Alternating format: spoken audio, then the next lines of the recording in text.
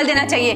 पता नहीं यहाँ जेल में क्यों ले आए। एक कार्टून, चुपचाप सो जा, और अब चिल्लाई ना तो सिरे को हमेशा के लिए सुला दूंगी। अब कुछ बोलेगी या ऐसे पत्थर की तरह बैठी रहेगी? तेरे को समझ में नहीं आता तेरी वजह से सबकी नींद खराब होती है? बोलना महारानी बोलना, रोज रात को ऐसा क्या सपना देखती है? अरे इसके पल्ले ना पड़, तेरे को पता नहीं है इसने अपने आदमी का खून किया है, ये कोई छोटी बात थोड़ी है। मुझे तो ये समझ में नहीं आता कोई खुद के पति का खून कैसे कर सकता है? कुछ नहीं लगता होगा और क्या। तेरे पति में कोई कमी थी क्या? बोलना, तेरे को उसके साथ मजा नहीं आता था क्या? बोलना साली। ये मुझे तो लग रहा है कि इसका कोई चक्कर वक्कर होगा किसी के साथ। इसके पति ने देख दाख लिया होगा और इसने सीधा मार डाला। बोलना, किसके लिए मारी अपने पति को? कुछ नहीं किया, कुछ नहीं किया, कुछ नहीं किया,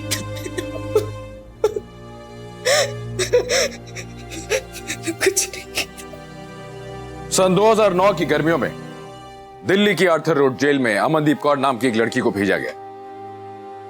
अमनदीप कौर किसी से बात नहीं करती थी, अक्सर चिल्लाकर नींद में उठ जाती थी, फिर दोबारा सो नहीं पाती थी। कोई नहीं जानता था कि उसके सपने में ऐसा क्या है जिससे वो इतना डरी रहती है। लोग सिर्फ इतना जानते थे कि उसने अपने पति का खून किया, पर यह खून क्यों किया गया, किन हालात में हुआ, ये कोई नहीं जानता था। किसी से कुछ बता दोगी तो घिस जाओगी क्या? ना तो किसी से बात करती हो, ना किसी के सवाल का जवाब देती हो। यूं ही रोती रही ना तो दिल ही दिल में घुटते घुटते पागल हो जाओगी। और वैसे ही यहाँ पे आधे से ज्यादा लोग तो तुम्हें पागल ही समझते हैं ना।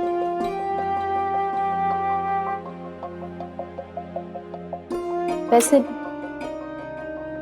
तुम्हें देखकर लगता नहीं कि तुम किसी का खून कर सकती हो। सुनने में आया है उस दिन अदालत में भी अपनी सफाई में तुमने एक शब्द भी नहीं बोला। तुम्हें डर नहीं लगा कि तुम फिर से यहाँ आ जाओगी?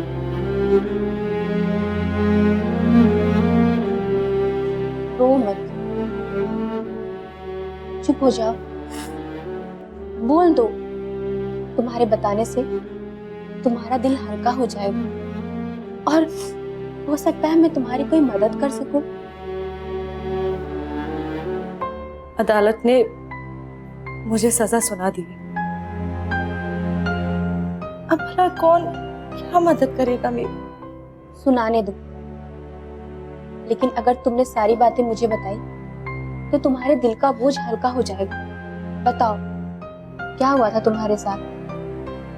मैं अपनी जिंदगी में बहुत खुश थी, सब कुछ बिल्कुल सही चल रहा था। फिर एक दिन मेरी माँ मेरे पास आई, उसने मुझको बोला कि बेटा तेरी शादी तय कर दी, तेरे लिए दिल्ली से रिश्ता आया है एक लड़के का। अमनदीप पंजाब के एक छोटे से कस्बे में रहती थी। हर लड़की की तरह उसका यह सपना था कि उसे एक अच्छा दूल्हा मिलेगा जो उसका ख्याल रखेगा। जब गुरनाम का रिश्ता उसके लिए आया तो उसे लगा उसका सपना पूरा होने वाला है। पंजाब के एक छोटे से कस्बे से एक आम लड़की अपने बड़े बड़े सपने लेकर दिल्ली पहुंची। शहर की ये जिंदगी अमनदीप के लिए बिल्कुल नई थी। वो बहुत खुश थी। एक नई जिंदगी, नई उम्मीदें उसके दरवाजे पर दस्तक दे रही थी। ये दिन उसके लिए बहुत खास था।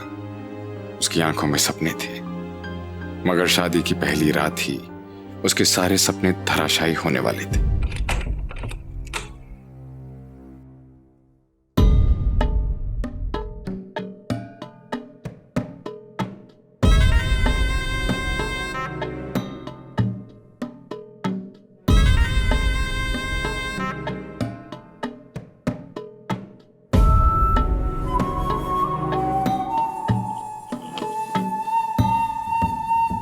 क्यों भाई, इतना क्यों शर्मा रही है? हा? ये कोई सिनेमा हॉल है क्या? पिक्चर चल रही है? हा? ए हीरोइन, क्या सोच के बैठी कि मैं धीरे धीरे आऊंगा और तेरा घूंघट उठाऊंगा?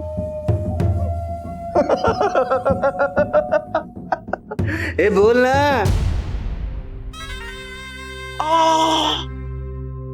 बदबू आ रही है। ए हीरोइन,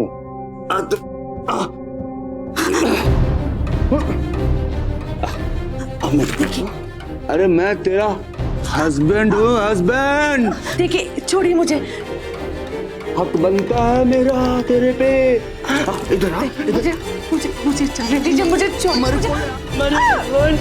इधर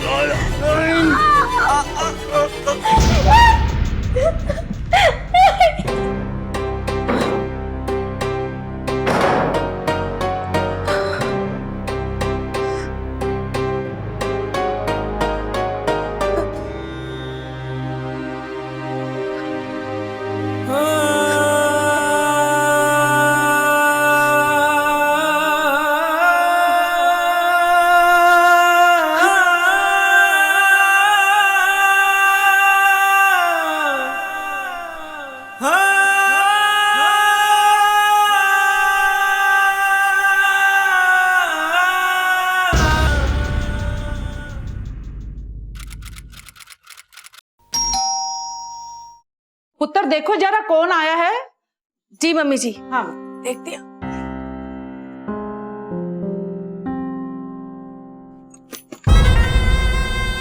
अरे आप इतनी जल्दी आ गए? भाभी जी, भाभी जी, एक मिनट। ये आपका क्लास ले गया था ना, काम हो गया। Thank you.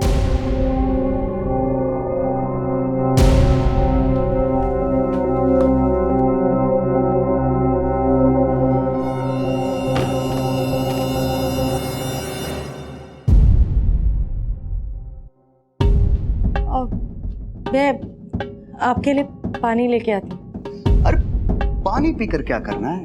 हाँ? आ मेरे पास बैठ। दिन भर तू कितना काम करती है? हाँ? आजा। अरे क्या सोच रही है? अरे बैठ जा मेरी हीरोइन, इतने प्यार से बोल रहा हूँ, बैठ जा। मम्मी जी अंदर है। ये बता क्या बात है? आज तो बहुत सोहनी लग रही है। हाँ? ये चेहरे का नूर और ये चेहरे पे हंसी, क्या बात है? आज कुछ खास है क्या? अच्छा ये राजेश क्यों आया था? वो क्लास सुबह ले गए थे ना, वही वापस करने आए। अच्छा ये प्लास। हाँ? अरे ये तेरे हाथ को क्या हो गया? इतना रुखा? हाँ? ये क्या? गलती की है तो सजा तो मिलेगी ना। मुझे छोड़ दो। क्यों है पुत्र?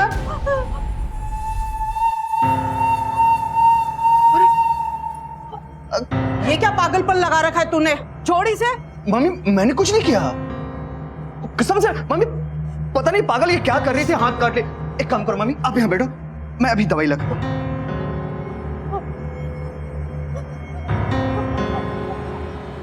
ये तेरे हत्था नु की होया है? दिखा उंगलियां।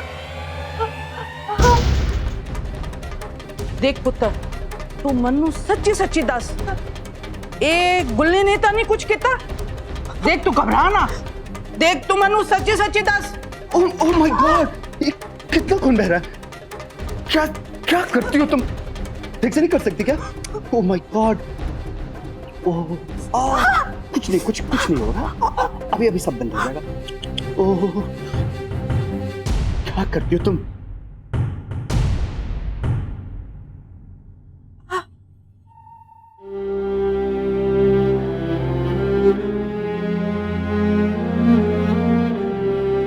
मुझे लगा वो सुधर जाएगा, पर कुछ दिन के बाद तो हद ही हो गई।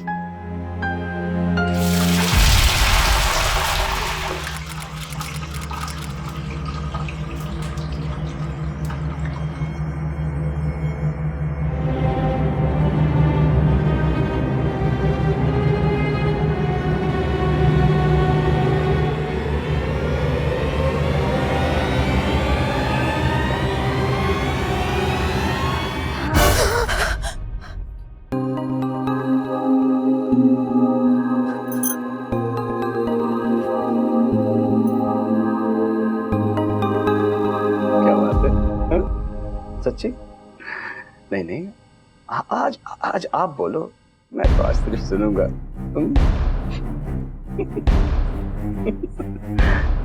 क्या बात है, आज बड़ा प्यार आ रहा है।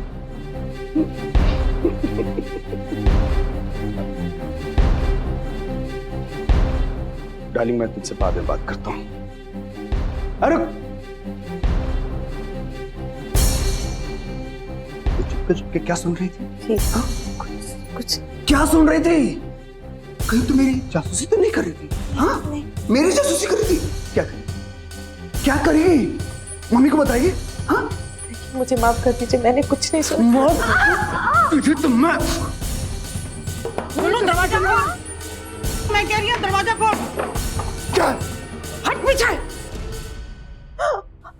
हाय रब्बा, ये हाल हो गया है तेरा। उस बेशरम नु ता कोई शर्म ही नहीं, कमीना। ऐसा भी कोई करता है क्या? अगर वो शैतान तुझे इतना परेशान कर रहा था तो तूने अपने परिवार वालों को क्यों नहीं बताया? वही पुलिस को बता देते। मैंने अपनी माँ को बताया था। हाँ दे, चॉकलेट खा रही है?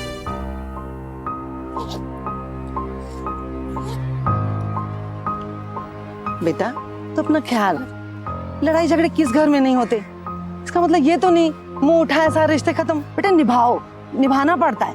अब तुम बड़ी हो गई हो, अब तो छोटी नहीं है। जिस सहेली से झगड़ा हुआ और चुपचाप घर में आके बैठ गए। बेटा समझदारी से काम लो, सब ठीक हो जाएगा। इतना प्यारा बच्चा है, तू इसके बिना रह पाएगी? माँ, तुम समझ नहीं रही हो कि वो मेरे साथ क्या करता है। बेटा उससे बात कर, समझा उसे। माँ, मैं सारी बातें करके देख चुकी हूँ, कोई फायदा नहीं है।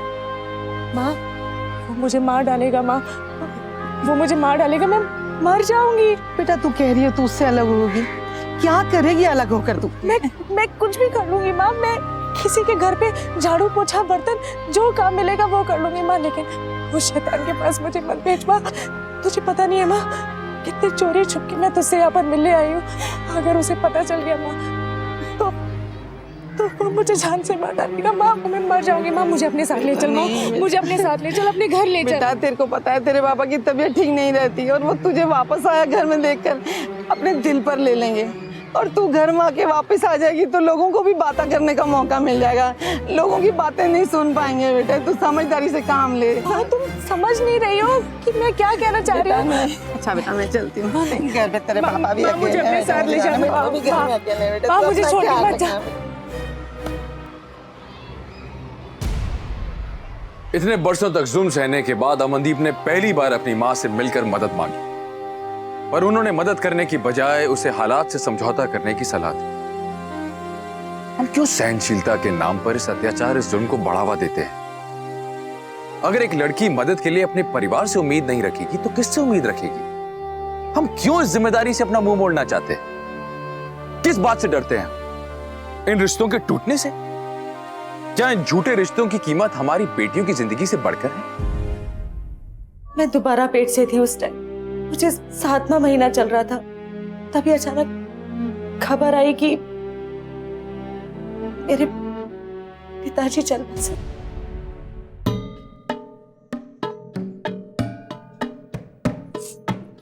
सुनिए सुनिए, पापा जी नहीं रहे, पापा जी खत्म हो गए। सुनिए। क्या चिल्ला रही है तू गला फाड़ फाड़ कर? सारा मूड खराब कर दिया। फोन आया था, पापा जी नहीं रहे, मुझे घर जाना, मुझे घर। क्या करेगी तू वहां जाकर? हाँ क्या करेगी? मैंने घर ले चलिए ना, खमाखा खुद जैसा परेशानी मेरे गले में बांध गया, मेरी जिंदगी खराब कर दी। देखिए देखिए, मैं आपके पैर पड़ती हूँ, मुझे एक बार घर जाने दीजिए। मैं तू कहीं नहीं जाएगी तो बोल दिया, कहीं नहीं जाएगी। चल जा, मेरे लिए चाय बना के लाओ। आपसे मिलने घर जाएंगी। मुझे मेरे तू चाहते है कि तू एक खिंच के कान के नीचे। ए गुल्ली, की करता पिया तू? तेनू कोई लाज शर्म है कि नहीं? ओए मम्मी, आप बीच में मत पड़ो। क्यों ना पढ़ो बीच में? प्यू मरा है इसका, इसको अपने बाप की एक बार शक्ल तो देखने दे। देख गुल्ली, नाटक ना कर, इसे भी जाने दे और तू भी जा। मुसीबत में बेचारों का सहारा बन, उनका हाथ बटा। मैंने कह दिया ना कि कोई कहीं नहीं जाएगा तो नहीं जाएगा। और मम्मी, आपने अगर जिद किया और ये अगर घर से बाहर अपने पैर निकाली, साची कहता हूं, इसके दोनों टांग काट कर फेंक दूंगा। अरे कैसा राक्षस है तू? बाप के मरने पे बेटी उसके घर नहीं जाएगी क्या?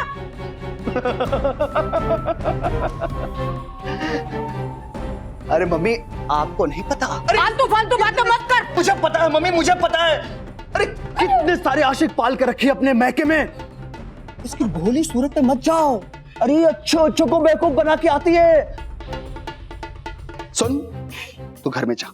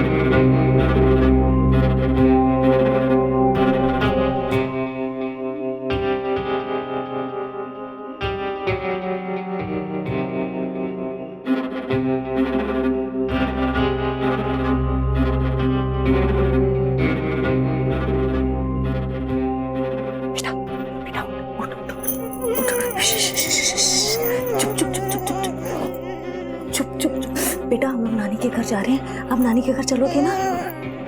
नहीं बेटा, चुप। देख, पापा आ जाएंगे तो हम लोग को जाने नहीं देंगे। चल चल, हम लोग चलते। उठ।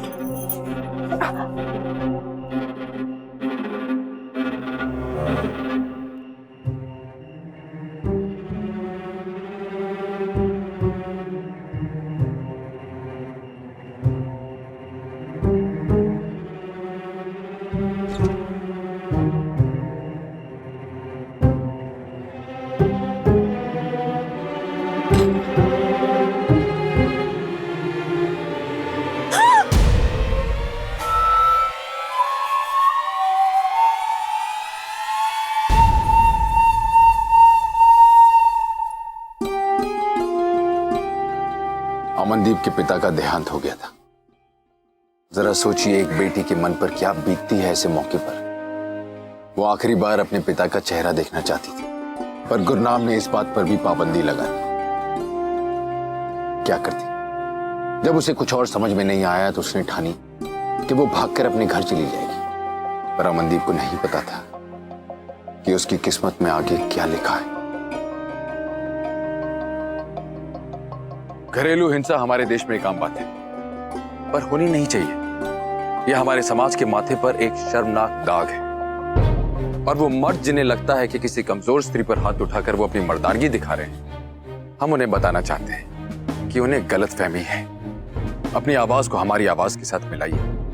अगर आपके आसपास किसी और के साथ ऐसा ही हो रहा है, कोई चुपचाप अत्याचार सह रहा है, तो उसे प्रोत्साहित कीजिए। पुलिस स्टेशन में रिपोर्ट लिखवाइए। तब तक के लिए सावधान रहिए।